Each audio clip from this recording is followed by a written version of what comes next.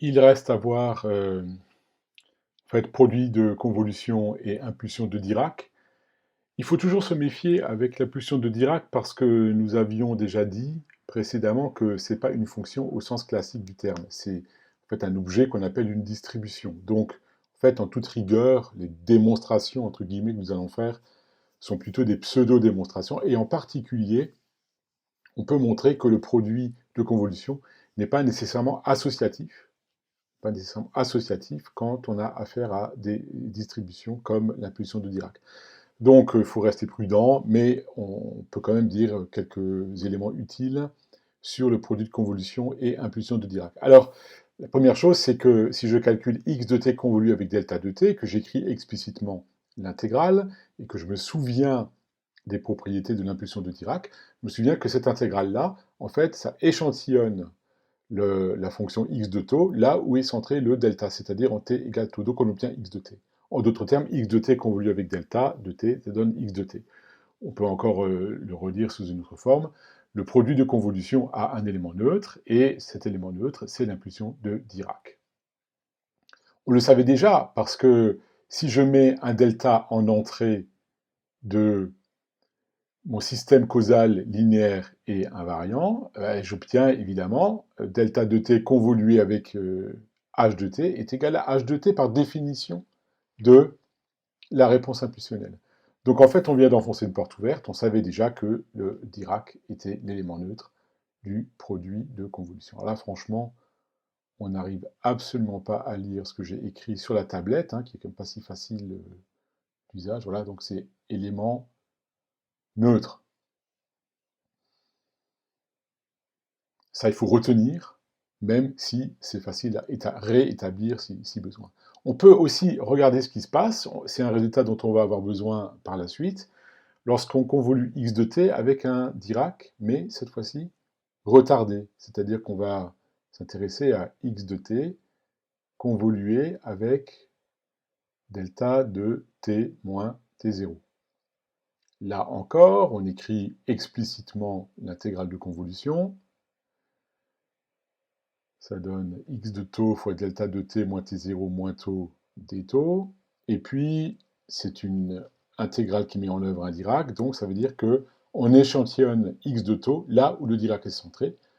En d'autres termes, en taux égale t moins t0, donc on obtient finalement x de t moins t0. Et ça, c'est un résultat important, parce que ça veut dire que lorsqu'on convolue avec un Dirac retardé, on retarde d'autant le signal. Et ce résultat-là, il va être crucial quand on va démontrer le théorème de Shannon dans la playlist suivante. Donc il faut l'avoir en tête. Il nous reste un tout dernier paragraphe, avant une application syllabe.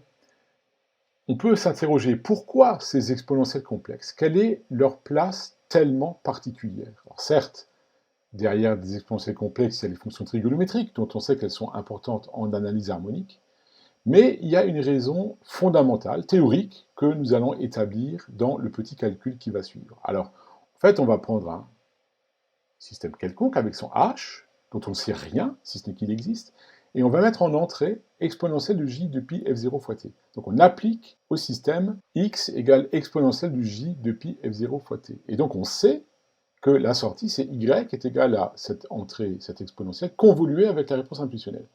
Mais là, on se dit, mais on est bloqué, parce qu'on ne fait aucune hypothèse sur h de t. Eh bien, on peut quand même dire des choses intéressantes quand on passe dans l'espace réciproque.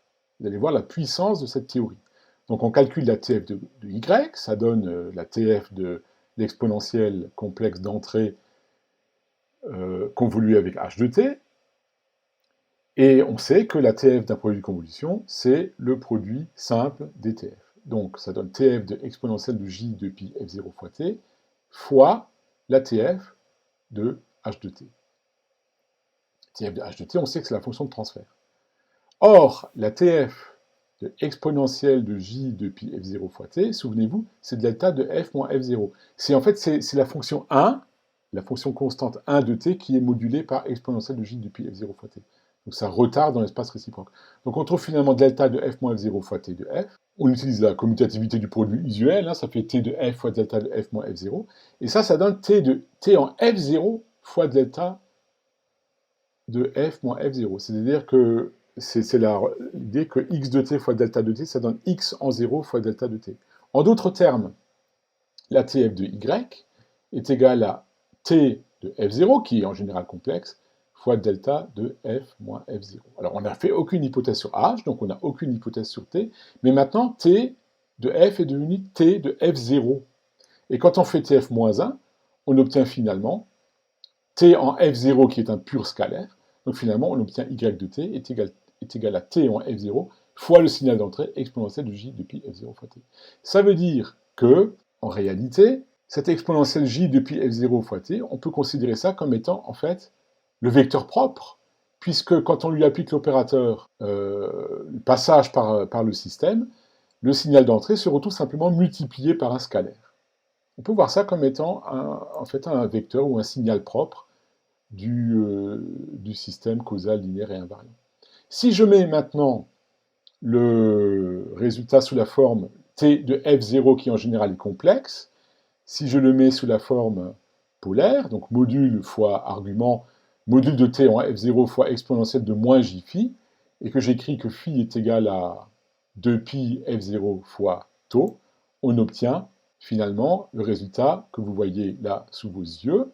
Et ça veut dire quoi? Ça veut dire que quand l'exponentielle traverse le système, en sortie, on obtient la même exponentielle multipliée par un gain, le module de t en f0, et un pur retard qui vaut tau. Donc, pour conclure sur cette question, en fait, les exponentielles ont une place tout à fait particulière dans la théorie des systèmes causaux linéaires invariants, parce que ce sont les seuls signaux, on peut montrer que ce sont les seuls signaux qui, lorsqu'ils traversent le circuit, se retrouvent multipliés par un gain et simplement retardés par un retard pur.